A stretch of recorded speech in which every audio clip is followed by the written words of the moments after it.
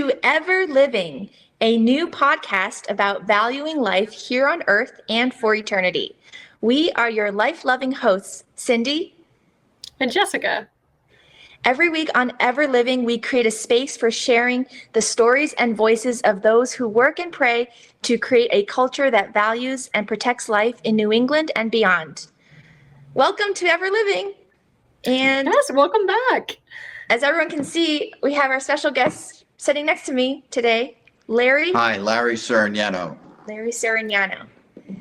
Awesome. And tell our guests where you guys are. It's so exciting. We are at Notre Dame, the University of Notre Dame in South Bend, Indiana. We've been here since the start of the week for the Vita Institute, hosted by the De Nicola Center for Ethics and Culture. So it's been a very educational. It's a fire hose of information on all things pro-life, ethics, adoption, foster care. It runs the gamut, and it's been very interesting. That's what I've heard. I've heard it's a lot of information. I've always wanted to go. I think I'm definitely going to try to go next year because I've heard a lot of really good things about it. So. Yeah, I think it's probably more than doubled my knowledge of what's going on. We still have another 2 days to go. So. Yeah. Wow. Well, so is it like Friday, a lot of talks and stuff? Is that pretty much what it is? Like, okay. Panels and discussions. What would you say? We've had the Attorney General has been your favorite? Oh, I don't know. That's a good question. This morning's panel or this afternoon's panel on foster care and adoption, because that's what I do. So. Yeah. So let's learn more about you, Larry. I did some research. Okay. Let's see if you can confirm or deny. Okay. You are the DC rep for Choose Life license plates. Right. You're part of Choose Life America, Inc. Yep. And Republican National Lawyers Association. That's right. You are a pro-life advocate, activist. You've been involved in several high-profile legal cases defending religious liberty and free speech. Right.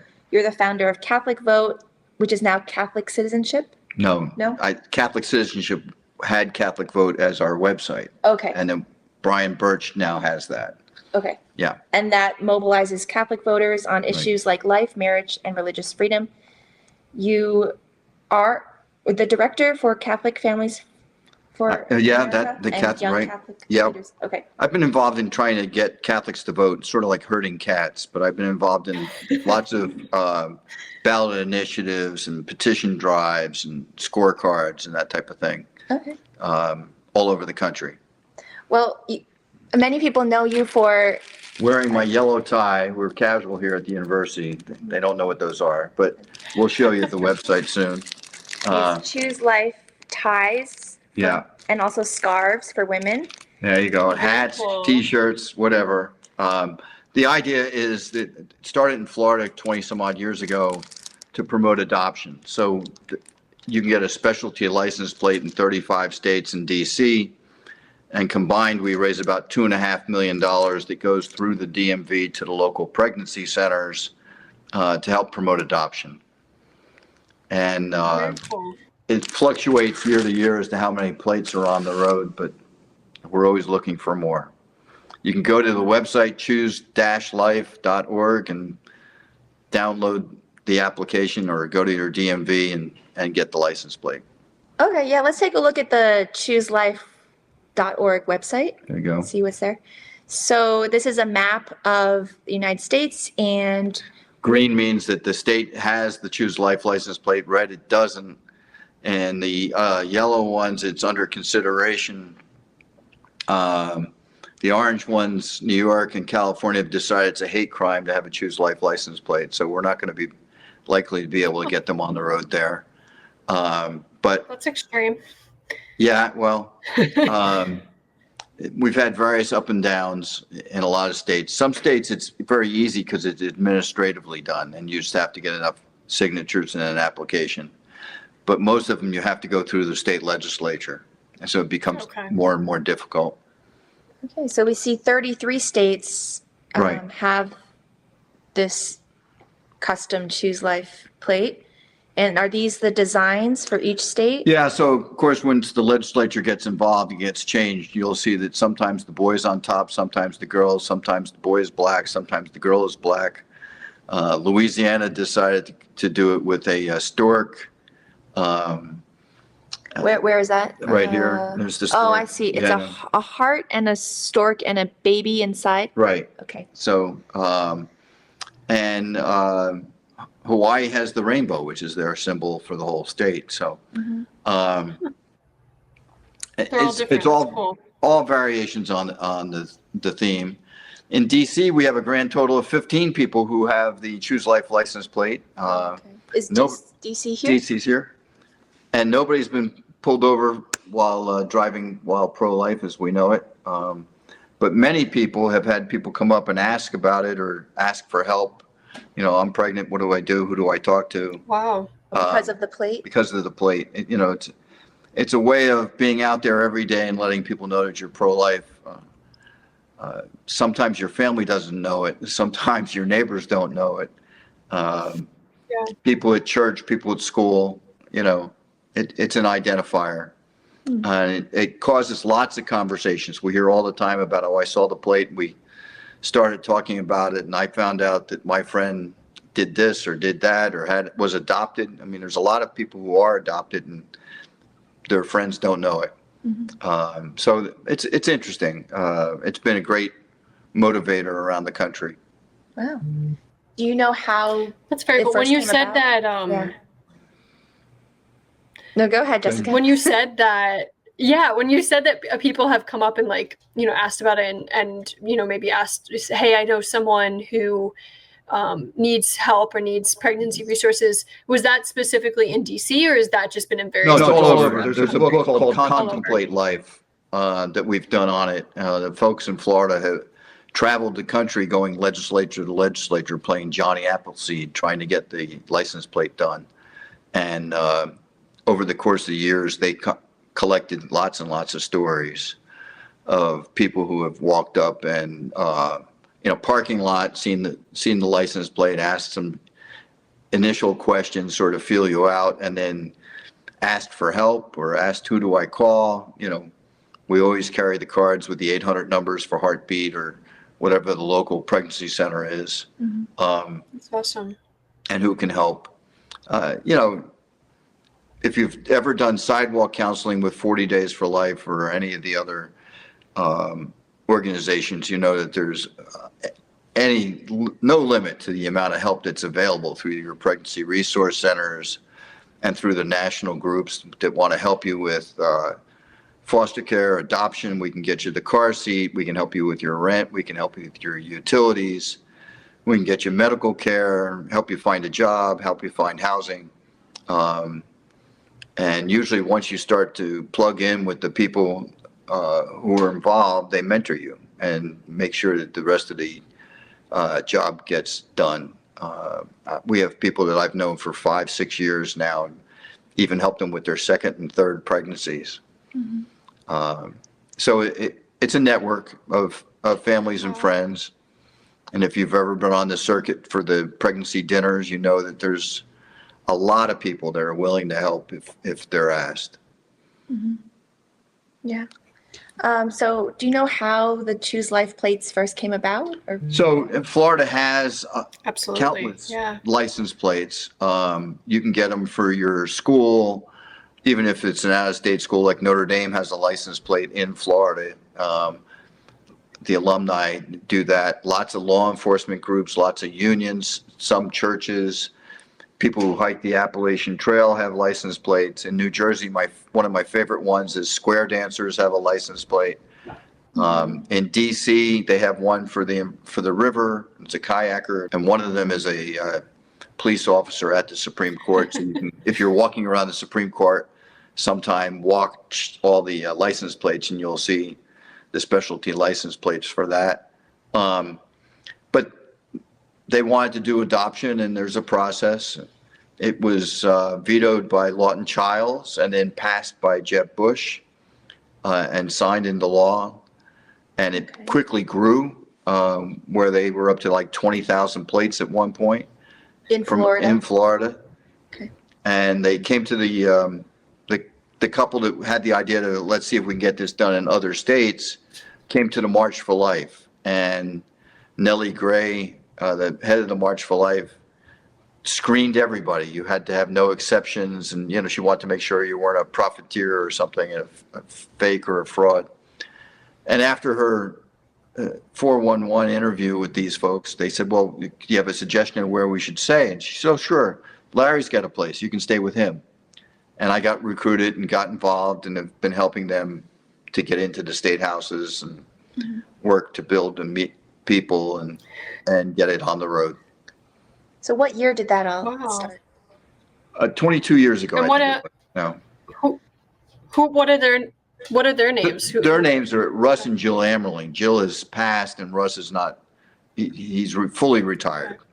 And there's another guy, Randy, who was one of the councilmen locally and with the county and started the process. But Russ and Jill really started the process of taking it nationwide and have built it out. There's now a new executive director, and we're all volunteer, named Todd Drain, and Todd is currently residing in New Jersey with his gaggle of kids. I think there's 8 of them. But his summer vacation will include getting to visit some of the states that don't yet have Choose Life license plates. All right. So when you're traveling around, do you see these cars? You do. And I get people that send me pictures of them, their Facebook pages in a number of states for people who have the Choose Life license plates. There's gatherings and groups. It's not quite as big as all the Winnebagos together or the Airstreamers. We don't have campouts, but there's certainly a fraternity. If you see people in your church parking lot that have a Choose Life plate from some other state, it often leads to coffee. Okay. I've definitely seen them in my travels. So just a little background on me. So I'm the New England Regional Coordinator for Students for Life. So okay. I travel a lot, and I travel in Massachusetts a lot. And I will say, in the pro-life circles in Massachusetts, I do see the Choose Life license plates frequently. So they're definitely making their way around. Yeah. So the woman that did that, Mary, was born on Christmas Day, and Mary did it for 3 or 4 years, trying to get 3,000 people to agree to sign the paper that they would get a license plate. And finally, in Massachusetts, that was the requirement. Okay. You had to have 3,000 minimum. Mm-hmm. And finally, Cardinal O'Malley took a replica and put it on his car with a photo. And we got enough signatures and enough plates to get it on the road. Wow. So there's at least 3,000 when they started. I don't know how they've done through COVID and that. Was it pretty recently that they... No, it was at least, 10, 12 years ago that they've had them. 10, okay. So some states require you to renew the plate itself every year. Most states just give you another sticker to put on the plate. But some states you actually have to go and get a new plate each year, and they upgrade Okay. So it's different every state. Some states the money is collected and distributed by the Department of Motor Vehicles. Other states they do it through one of the agencies like Heartbeat International, who screen the various pregnancy centers and make sure they're open and operating. They take the total pool of money and they divide it and send a check to each of them. That's awesome. So, very cool. Yep.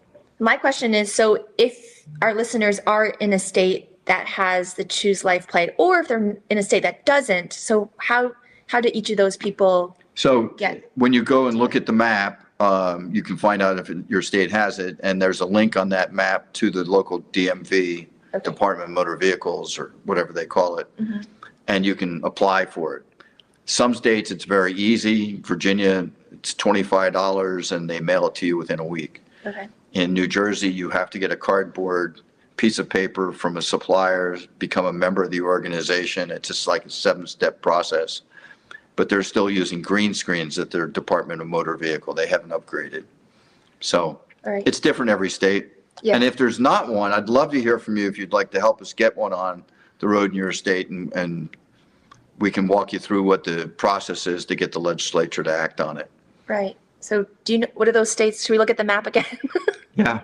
Let's see that. Yeah, US. West Virginia is the one that we're working on right now because it's surrounded by states that have, and it's a big Republican state. Illinois, You should be able to get one there pretty easily, Yeah. hopefully. Illinois, Senator Obama blocked it, and we haven't recovered from that. But again, we've been in and out of courts to get that done. Some of these states don't even choose any type of specialty license plates, surprisingly enough, Oh, okay. or they limit them to only government-approved organizations. Right. So that's what. It's mostly the West Coast, as you see there: Utah, Oregon, Washington, Nevada, and California. Okay. New York, New Hampshire, Vermont, and Rhode Island, and of course Maine. Okay. So in each of them, nothing would surprise me better if you could decide that you'd like to help and make it happen in your state. Does this fall under free speech, like protection? It does, but again, they'd have to have them. In North Carolina, we went back and forth in court. There was a judge that determined that you also had to have a pro-choice license plate, and they didn't have any legislator that wanted to promote a pro-choice license plate. So we were stymied for a long time, but not able to get a license plate in North Carolina. We finally have. Yeah. And if we can scroll down to the plates, so does each state get to design what? Yeah, it goes through a process, and we like the bright yellow ones. That's clearly identifiable, but some states want it to be their colors. New Jersey, Massachusetts, Maryland all have their own colors.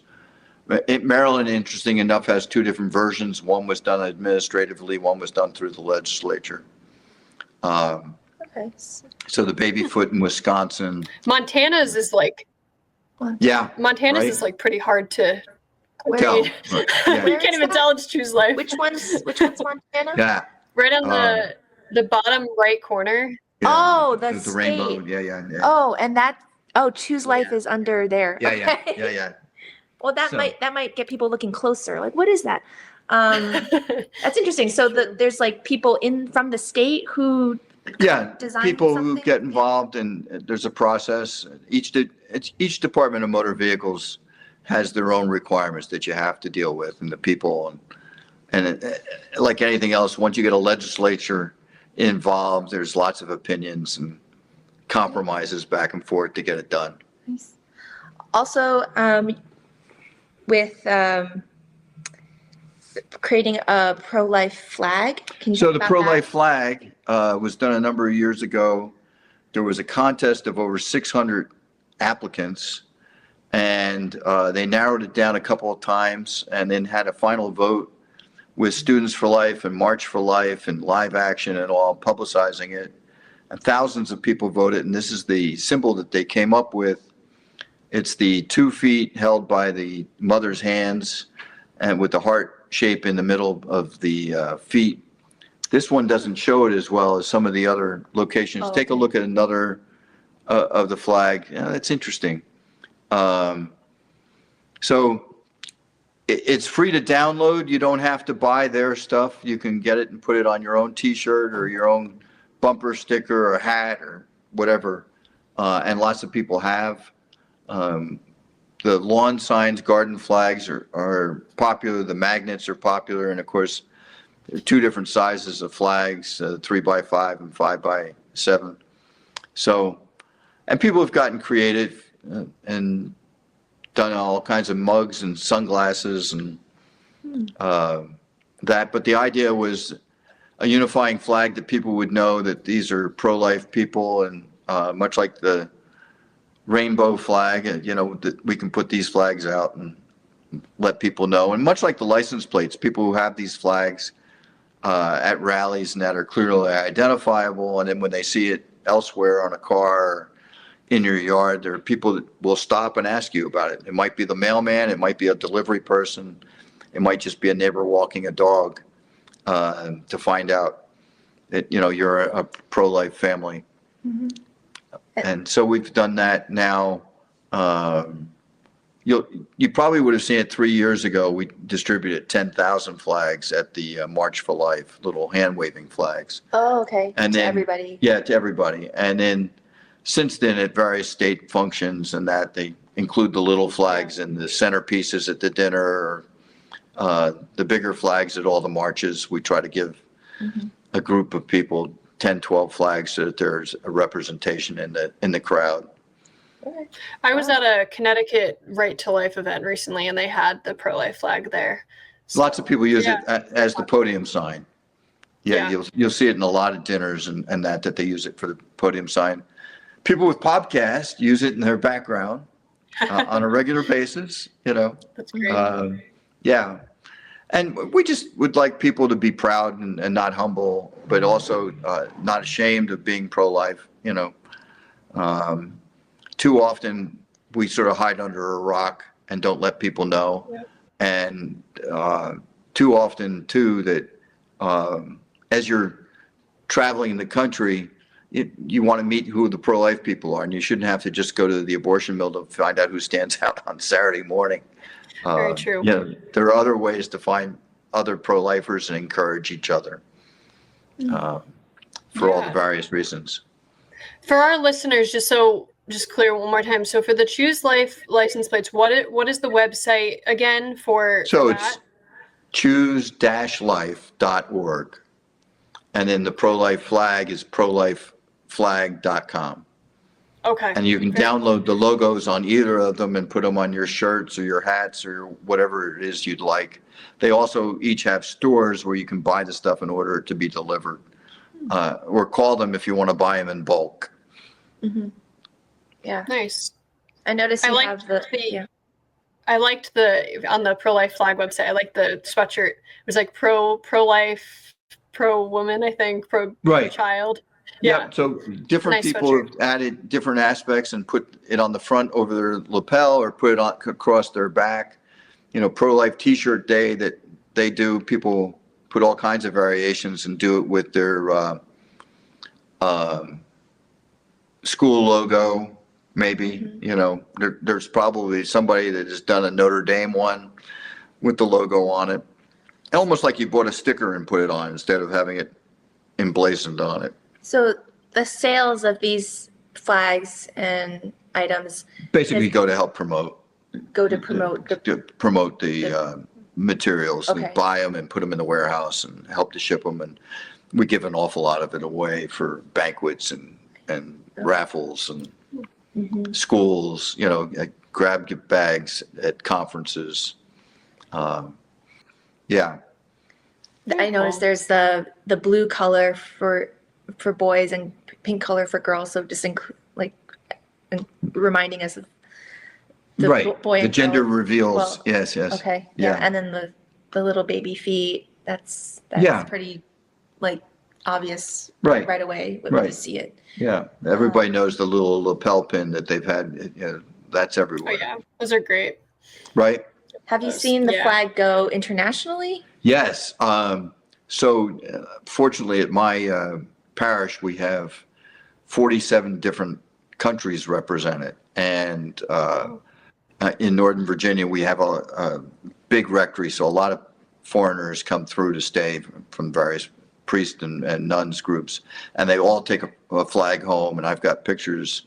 And on the website, they have pictures of lots of bishops and rallies elsewhere where the flag is shown up. We haven't been able to get the license plate done anyplace except Jamaica. But I didn't know it, but somebody sent me a picture of it. In Jamaica, somebody had put together the Choose Life license plate. Oh, wow. So that was kind of fun. What does it look like? That's is awesome. it yellow? Wow. Is it? No, well, the symbol is yellow on it, but it's a black background. Okay. Yeah. Their license plates are Very black. cool. Yeah, so it's fun. Yeah.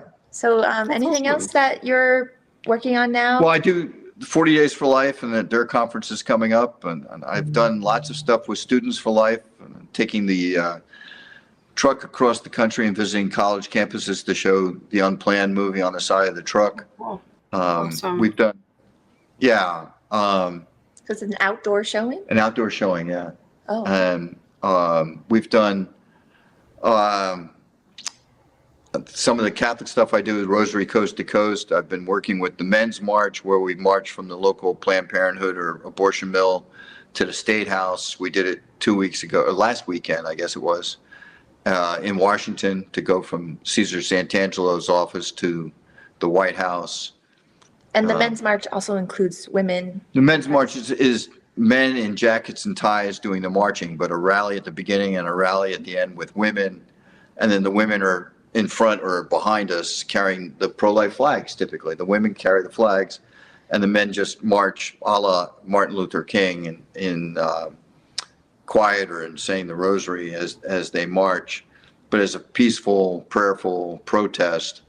And make people aware that men are responsible for abortion just as much as women are and have a role to play in getting involved in stopping it. Yeah. And So- involved in fatherhood and Fatherhood, absolutely. bringing So, children into the world. right, Raising- and responsibility. And Exactly. we heard from the Deputy Attorney General of Mississippi today about their initiatives to hold men accountable even after a child turns 18. So trying to hold Wow. people accountable for their fatherhood. So basically making sure that fathers are paying child support. Right. If they're, If they're, Yeah, not, if they're you know. supposed to, right. yeah. So, but then all kinds of other programs to promote fatherhood and parenting and, foster care, adoption. Yeah. Awesome. A lot of interesting tax credits for trying to get people together and keep them together, help with daycare promotion. They have a lot of very interesting ways of getting the government to talk about parental leave and set a bar so that the private sector could then follow and, take a look at all those things. Parental leave is new. I mean, it used to be maternity leave and it was only the Yeah. mother. But as she was explaining, if the father and the mother get it, then you can, instead of having 6 weeks, you can have 12 weeks of leave of somebody to take care of the baby and help out. Yeah. And then you can even make it longer if you only work part-time. So you have extra days each week that you can make it last even longer. So it's a lot of interesting stuff. Yeah, I learned about the MAMA, M-A-M-A program in Mississippi. It's maternal assistance, Mississippi Access to, Maternal assistance, was Maternal it? assistance. Yeah, but which is just created to gather all the possible resources and help that mothers may need in one place, in an app, in a website. And Wow. yeah, much like her plan did for Susan B. Anthony. has Okay, for her yeah. plan. But Yep, theirs is more geared strictly to state and resources. Okay. And this is yeah. through the state. This is through the legislature that they've developed this program. Right. And then they got That's the very government cool. funding for it, which is, not only for development of the website, but maintaining it and for publicizing it. yeah. So That's it's awesome. MAMA, M-A-M-A .ms, Mississippi, .gov. And it's Mississippi Access to Maternal Assistance. So if Super you cool. are interested in that and you're in Mississippi, please check out that website, that app. Really great resources there. And we wish everybody like a you happy. guys- Go It ahead. seems like you guys are learning like so many like interesting, like that's so like I feel like that's so like random but cool. Like, so are there a lot of like different like state like governments and are. stuff there talking are. about like different policies and stuff? That's awesome.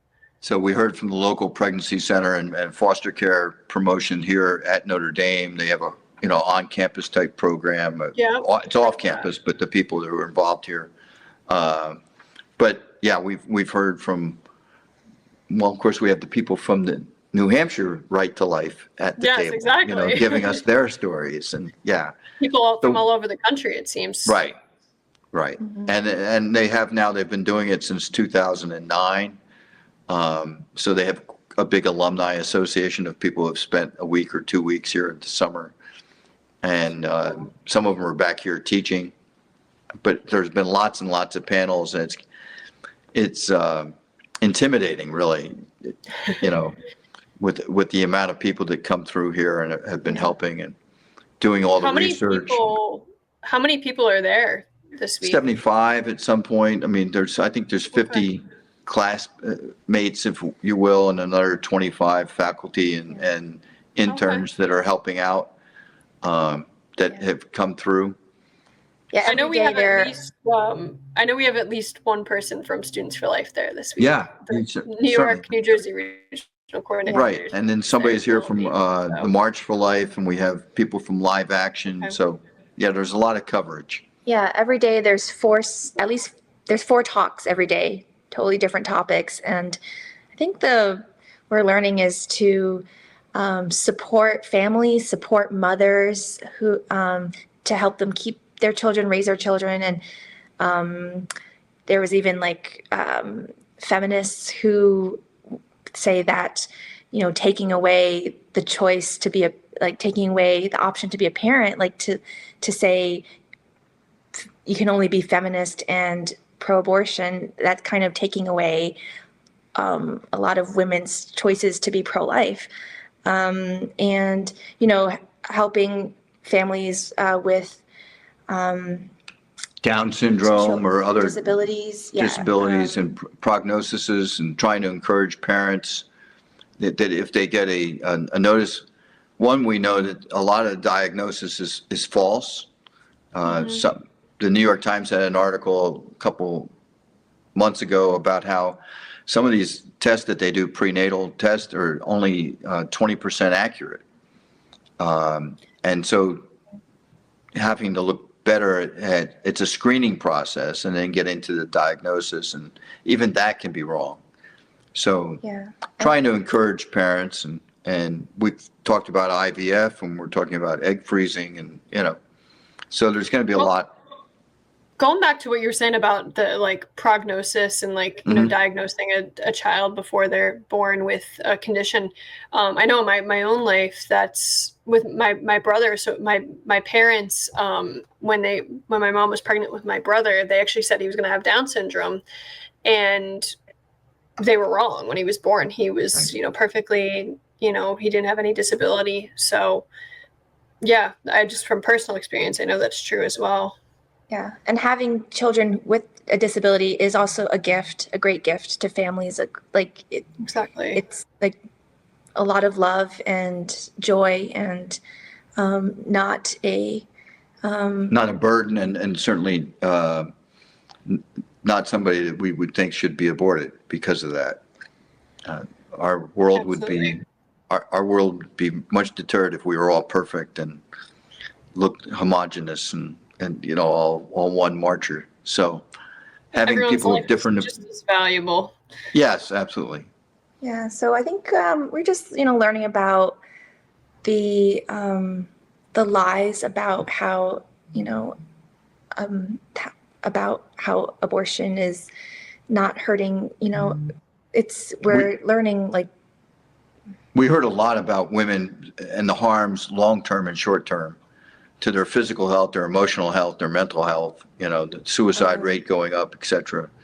Yeah. And even damage to their damage to their organs, so that they are no longer fertile and no longer able to have children, things that they're not warned about when they're donating their eggs, for instance. And the gamble that the IVF industry is, and what a horror it is. Now we have 1.5 million excess embryos that are sitting in freezers, some of whom were brought to life after 33 years in the freezer. So the child was actually older than his parents and 2 generations removed from his siblings. So it's a lot of interesting stuff to ponder. And it's from the ethics and policy point of view, right? So we're getting a lot of input from that perspective too. It's still a miracle that even that those children were able to absolutely be born, and that is a good thing. The odds are horrific, though. As we know, 7 out of 100 come to be born, and the other 93 are discarded or used for research or left in a freezer. So what's disappointing about IVF and all that is, I'm not sure if you guys are familiar with NAPRO technology, but what that is it's a way like a woman works with her doctor to naturally fix her fertility. So sometimes that's or his. Yes, or his fertility, exactly. So sometimes that's fixing their fertility through diet or exercise or maybe taking some sort of supplement.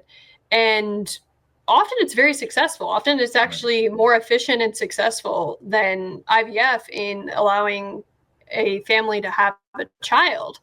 And the NAPRO technology, they don't have the industry behind them. So IVF is an industry just similar to how abortion has an industry, right? So it's a money-making thing. And NAPRO technology is actually a real way to help a family, whether it's a man or woman, fix their fertility. And a lot of people don't know about it. So I'd encourage people to look into that more, because we should definitely get a guest on here at some point that's really educated in that topic, to talk about NAPRO technology, because a lot of families don't know about it, and it's important. So okay, well, very helpful. We're reaching the witching hour to get over the time end slot of our episode today. Okay. Larry, did you have a life-affirming Bible verse to share with us? We did. I gave it to you. Deuteronomy, choose life. Let me look it up. Actually, I had it too. Deuteronomy 30:15. Yep. You have it? You gonna read it? Sure.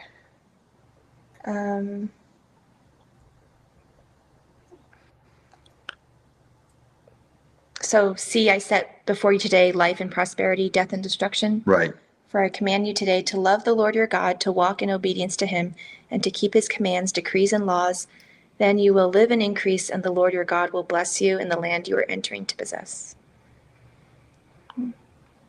I call heaven and earth to record this day against you, that I have set before you life and death, blessing and cursing. Therefore choose life, that both thou and thy seed may live. Love that. Definitely very life-affirming. Yes, absolutely. Jessica, did you have a verse for today? I did, yeah. So I picked John 10:10, and what it says is, "The thief comes only to steal and kill and destroy. I came that they may have life and have it abundantly." And Jesus is saying this to his disciples. And yeah, I think especially that part, I came that they may have life and have it abundantly. So, God wants us to have, both live, right, have the right to life, but also have a fulfilling and joyful life as well. So, yeah, that's my verse for today. Well, thank you so much. Appreciate it. Well, mine is from Revelation 21, verses 1-5. Then I saw a new heaven and a new earth, for the first heaven and the first earth had passed away, and the sea was no more. And I saw the holy city, New Jerusalem, coming down out of heaven from God, prepared as a bride adorned for her husband. And I heard a loud voice from the throne saying, "Behold, the dwelling place of God is with man. He will dwell with them, and they will be his people, and God himself will be with them as their God. He will wipe away every tear from their eyes, and death shall be no more. Neither shall there be mourning, nor crying, nor pain any more, for the former things have passed away." And he who was seated on the throne said, "Behold, I am making all things new." Also he said, "Write this down, for these words are trustworthy and true." So this is God telling us that, when the new heaven and new earth comes, that God will wipe away every tear from our eyes, and death shall be no more. So there will be no more dying in that new Jerusalem. So that is something to look forward to. Yeah, absolutely. Yeah, we'll be ever living. So. Yes. Well, enjoy the rest of the Vita Institute, guys. When do you come home? How long is tomorrow's the last day of talks? Okay. Yeah. So Saturday is goodbye. Saturday. Okay. Cool. Well, seems like it's been a really awesome week, and probably got to meet a lot of really cool people, I'm sure. And I highly recommend an opportunity to come visit. Every dorm has a chapel. There's a magnificent basilica. And there's a grotto. It's really a special place, and it's a beautiful campus. And there's football. Well, there's football. Don't come on football day. There's no parking and no. Crazy. But yeah. But they do have touchdown Jesus and number one Moses. So Yeah, these are various murals and sculptures that the students have given football themes to. So it's fun. That's funny. Well, That's cool. Thank you, Larry, for joining our podcast Thank you. today. This is great. Yes, thanks, Larry. It was great to meet you. And yeah, like I said, I hope you guys enjoy the rest of your time. And yeah, we'll see everybody next week. Okay. All right. Thank you. Bye, everyone. All right. Bye. Bye-bye. Thank you for listening to the Ever Living Podcast, a podcast by New Hampshire Right-to-Life, New Hampshire's oldest and most active pro-life organization. You can learn more about our work and learn how to get involved at www.nhrtl.org. If you would like to donate to our mission, you can make a donation at www.nhrtl.org/donate. See you next week. May God bless you and be very near to you, and may you be ever living.